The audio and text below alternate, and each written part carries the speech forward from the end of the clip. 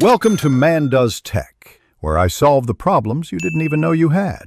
Start by cleaning the chip area to ensure proper adhesion and finish.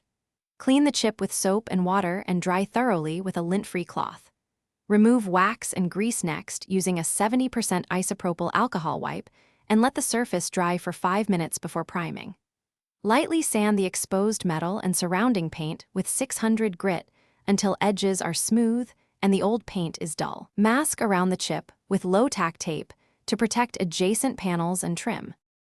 Prepare the touch-up paint pen by shaking it vigorously for 1 full minute before use. Depress the pen tip repeatedly on scrap cardboard until paint flows and the tip is saturated. Hold the pen vertical and touch the tip gently to the chip. Avoid dragging across surrounding paint. Apply thin layers approximately 0.5 mm thick and allow each layer to dry for about 15 minutes before applying the next. Build up the paint gradually until it is level with the surrounding finish for a seamless repair. Allow the repaired paint to cure for at least 24 hours before wet sanding and polishing. Wet sand gently with 1,500 grit paper and water using only light pressure to level any high spots and blend edges. Rinse thoroughly and dry with a clean microfiber towel.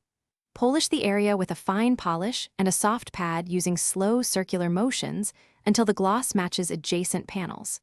Finally, seal the repair with automotive wax or paint sealant and wait another.